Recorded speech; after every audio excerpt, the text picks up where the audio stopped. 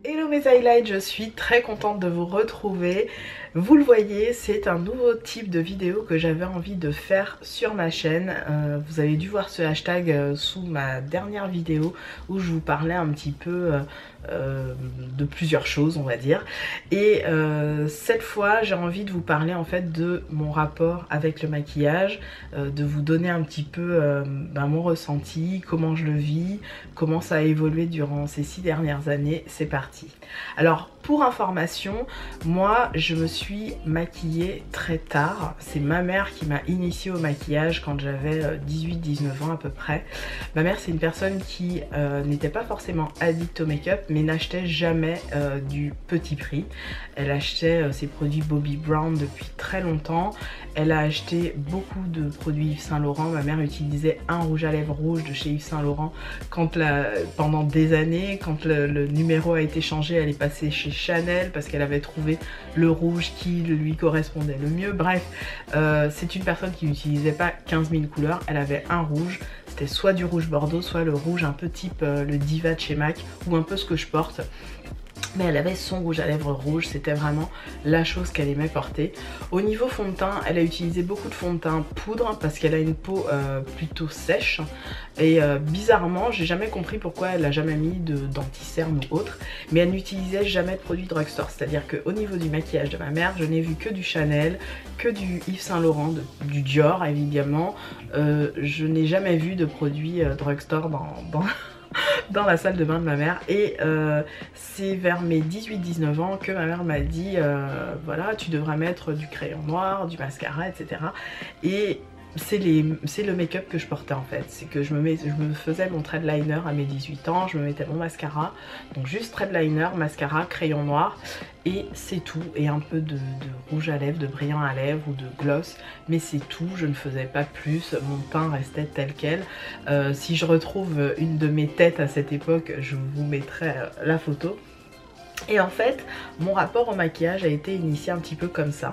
Et en grandissant, j'ai jamais été plus tournée vers ça parce que j'aimais bien ma peau telle qu'elle était, naturelle.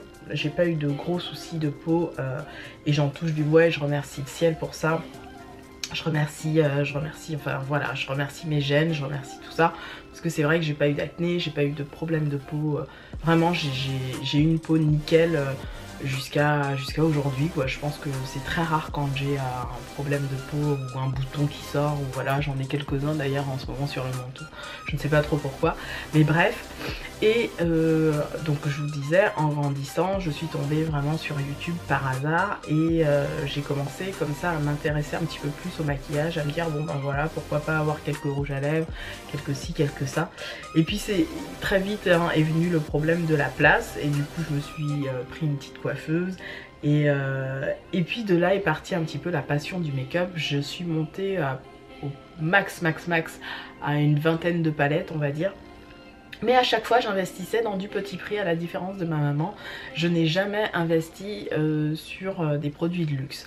Les rares produits de luxe que j'achetais quand je commençais à me maquiller un petit peu, c'était les produits MAC. C'est vrai que MAC a toujours eu dans ma tête de novice en maquillage une réputation assez intéressante et assez bonne concernant le make-up et entre autres les produits teints, puisque comme ma mère j'achetais des produits poudre au départ et je me suis vite rendu compte qu'en fait ces produits poudre étaient très asséchants pour ma peau, n'étaient pas les meilleurs évidemment et ne donnaient pas le meilleur rendu effectivement sur ma peau. Et puis en regardant les chaînes YouTube, on apprend à utiliser les produits, les fameux fonds de teint liquides, à utiliser les bons pinceaux qui vont avec, etc.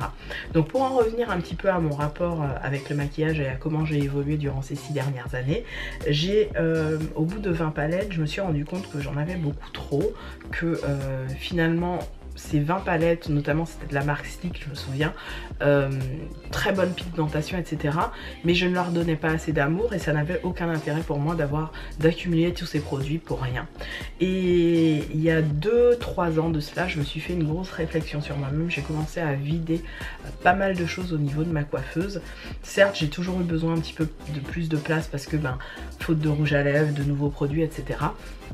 Donc j'avais investi dans une tour à rouge à lèvres, un petit rangement gloss, lipstick, voilà.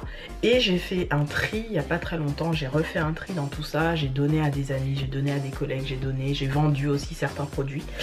Et je me suis retrouvée finalement avec cette palette, mais cette palette que je chéris.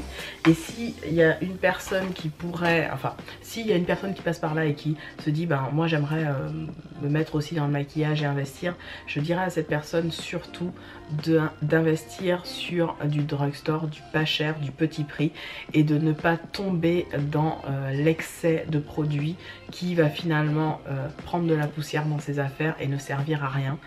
Je dirais que très sincèrement, une personne novice en maquillage n'a besoin que d'une palette pour se maquiller tout au long de sa vie et n'a pas besoin de plus. À la rigueur, 2 palettes, je dirais, une palette un petit peu colorée, pas très chère, à moins de 10 euros, moins de 5 euros, et une palette de notes. Et c'est tout. Moi, même cette palette, je trouve que c'est beaucoup trop pour une vie. Et si je devais revenir en arrière par rapport à mon investissement et à tout ce que j'ai pu acheter vraiment au niveau make-up, je serais restée chez Sleek, mais j'aurais pris par exemple une palette de mat et une palette d'irisé colorée, et c'est tout. Parce que à la fin de la journée, comme disent les américaines, at the end of the day, on n'utilise pas toutes ces couleurs de façon continuelle, de façon récurrente, et avec l'âge, bah forcément notre peau du visage, ne serait-ce que nos paupières, sont différentes, sont plus tombantes, n'ont pas le même rendu, on n'a pas le même ressenti au niveau des couleurs, et on peut pas me dire que de façon récurrente on va utiliser tous les jours un violet métallique sur ses yeux. Ça peut arriver, il y a des femmes qui le font, il y a des femmes même très âgées qui adorent faire ça, mais personnellement, moi comment je le vis, le maquillage, je le vis de façon totalement différente. J'aime toujours me maquiller de façon très excentrique, mettre des couleurs flashy, etc. Mais vraiment de façon quotidienne, évidemment, de temps en temps je vais avoir envie de mettre du peps, un peu de couleur, etc. Mais si c'est pour tous les jours, c'est vrai que je vais partir sur quelque chose de beaucoup plus neutre, comme ce que je porte aujourd'hui. D'ailleurs, ce que je porte aujourd'hui, c'est des fards de ma fameuse palette que j'ai constituée moi-même. Je vous mettrai dans le petit i juste ici les swatchs de toute cette palette que j'adore. Typiquement, si je devais voilà, refaire toute ma story sur YouTube, j'aurais constitué effectivement cette palette que j'aurais gardée toute ma vie et que je vais garder certainement toute ma vie et que je pense ne pas terminer de sitôt, et la petite palette Weissart, parce que ce sont 2 palettes qui pour moi sont des incontournables, des intemporelles. Donc la palette Weissart, je vous l'ai déjà dit, c'est une palette que j'utilise tous les jours, que j'adore utiliser, qui pour moi est un incontournable au niveau make-up. Et il m'aurait pas fallu plus pour me maquiller toute ma vie, quoi. Ces 2 palettes me suffiraient largement. Mais bien sûr, j'ai succombé comme beaucoup hein, à l'appât des palettes. Donc j'ai ces 2-là. Effectivement, j'ai mes 2 palettes Inglot que j'aime beaucoup. Ça a été mes vrais investissements haut de gamme en termes de palette au niveau make-up, mais c'est tout. Et puis il y a eu mes 3 petites dernières, les 3 petites palettes vraiment très petit prix, puisqu'on est sur 1 euro, 1 dollar et 4 ou 5 euros pour celle-là. Donc voilà, je vous ai présenté mes 7 palettes que je possède et je n'ai vraiment pas besoin de plus. En fait, je me rends compte que au final, quand on rentre dans cette sphère, dans cette spirale youtubesque, on peut se perdre facilement dans les produits make-up qu'on utilise. Et c'est pareil pour beaucoup de choses, pour les highlighters, pour plein d'autres choses. On se rend compte que voilà, il y a un moment donné, il y a des highlighters qui sont très visibles, qui sont très intenses, qui sont très tout ce que vous voulez, mais en soi c'est pas des produits qu'on va utiliser quotidiennement, et c'est vraiment, ça devient une espèce de passion un petit peu avilissante, un petit peu non rassurante, un petit peu comment dirais-je, un petit peu malsaine, disons les mots tels qu'ils sont. Donc ce que je voulais vous dire aussi à travers cette vidéo, c'est que mon rapport au maquillage est devenu de plus en plus sain, de plus en plus réfléchi, de plus en plus comment dirais-je, intelligent, si j'ose dire. Je n'achète plus de palettes depuis des années maintenant, vous le savez.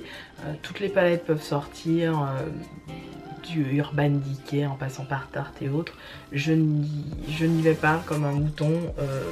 Et même à l'époque où d'ailleurs je commençais dans le maquillage, j'étais pas quelqu'un qui tombait dans cette espèce de spirale inutile. J'avais besoin de trouver l'utilité du produit par rapport à ma vie quotidienne. Et ça c'est super important parce que ça vous apprend aussi à être réfléchi par rapport à ce que vous voulez aussi. Deuxième chose que je veux vous exprimer aussi dans cette vidéo, c'est que il y a un moment où le maquillage ça devient quelque chose d'apaisant, c'est presque une thérapie. Moi le maquillage c'est vraiment ma thérapie, c'est vraiment devenu quelque chose qui me fait du bien tous les matins. Quand j'explique à quelqu'un que le matin je prends 30 à 40 minutes pour me maquiller, ça peut paraître fastidieux, difficile, chiant pour certaines. Pour moi, c'est vraiment mon moment de bonheur que je fais passer avant mon petit déjeuner parce que je me retrouve avec moi-même. Je m'auto... c'est une forme de thérapie, je sais pas comment l'expliquer. Je m'auto-calme, je m'auto-recentre, je m'auto-régule grâce à ce moment privilégié que je passe avec moi-même, où je m'applique des couleurs que je trouve jolies, où je trouve que je suis jolie face à la glace, où j'aime regarder l'aspect de ma peau par rapport au rendu d'un fond de teint, où j'aime la couleur d'un rouge à lèvres que je vais appliquer parce que voilà, il me donne du peps pour ma journée d'aujourd'hui. Je sais que voilà, ce rouge à lèvres là, c'est celui qu'il fallait que je mette aujourd'hui, il met en avant mon humeur et je deviens pas quelqu'un d'autre, mais je m'améliore intérieurement en mettant du maquillage et j'apaise en fait mes tensions. Par exemple, si jamais je me suis, comme ça arrive, hein, ça peut arriver à n'importe qui, si jamais j'ai mal dormi ou je me suis levée pas du bon pied ou etc. Le moment où j'allume ma ring light pour me maquiller, parce que oui j'allume quand même ma ring light tous les matins pour me maquiller pour être sûre d'avoir le bon éclairage et tout ça, c'est un moment vraiment privilégié où je vais m'asseoir, je vais être donc dans ma chambre, dans ce petit coin qui m'appartient et qui me ressente sur moi-même, où je peux voilà kiffer ce moment. J'ai ce moment de kiff intense en moi qui me donne ce peps. Après je sors de chez moi et je me dis ah je kiffe quoi, je kiffe, je me suis recentrée, je me suis calmée. Des fois on peut penser à des choses un peu moins gaies, un peu plus tristes, mais le fait de se maquiller, de prendre le temps de le faire, d'avoir ce bonheur intrinsèque, je ne sais pas comment vous l'expliquer, mais c'est une vraie thérapie au quotidien. Et à travers cette vidéo, je voulais vraiment passer le message de comment moi je ressens le maquillage, comment je l'ai vécu, ces fluctuations que j'ai eues dans ma vie en 6 ans, en 6 ans de make-up sur YouTube, mais en 20 ans de maquillage en soi, puisque j'ai commencé à mes 18 ans, c'est vrai en plus. Donc en 20 ans de maquillage, comment cette fluctuation s'est stabilisée vers quelque chose de... Peggy va prendre beaucoup plus soin de sa peau, va beaucoup plus prendre soin des bienfaits qu'elle fait à sa peau, du traitement qu'elle accorde à sa peau, que finalement au maquillage qu'elle va apposer sur sa peau. Certes, le maquillage c'est toujours un plaisir, mais je ne rentre pas dans cette société de consommation qui voudrait que je saute sur le dernier fond de teint, que je saute sur les dernières palettes, que je sois à l'affût des derniers produits qui sortent. Je vais être à l'affût du bien-être de ma peau, je vais être à l'affût des produits qui pourraient être cruelty free, qui pourraient être vegan, qui pourraient être sans parabènes et qui vont apporter une espèce de mieux-être à la fois à ma peau mais aussi à la planète et aux gens qui m'entourent. En fait, je vais avoir un autre regard finalement sur ma façon de consommer. Et c'est ce que j'avais envie de divulguer, de diffuser aujourd'hui à travers cette vidéo. Je vous en ferai d'autres parce que j'essaierai de répondre petit à petit à d'autres sujets de société. Mais j'avais envie de commencer forcément par le maquillage puisque c'est ce qui nous a réunis, où je vous retrouve avec énormément de plaisir chaque fois que j'allume ma caméra. C'est finalement le maquillage, les produits soins, la beauté qui nous a réunis. Donc j'avais envie vraiment de vous diffuser ce message de bienveillance et puis de bien-être, de plénitude que j'ai aujourd'hui. C'est vraiment voilà, ma thérapie, c'est le maquillage, toute proportion gardée, avec beaucoup de réserve, avec beaucoup d'intelligence sur ma façon de consommer, et j'espère que de façon quotidienne, vous n'hésiterez pas à me poser d'autres questions par rapport à ça, par rapport à comment je le vis, etc. Je suis vraiment à votre écoute pour ça. Dans la prochaine vidéo, j'essaierai de répondre à d'autres questions comme ça qui me viendront. Je vous embrasse et je vous dis à très bientôt. Salut!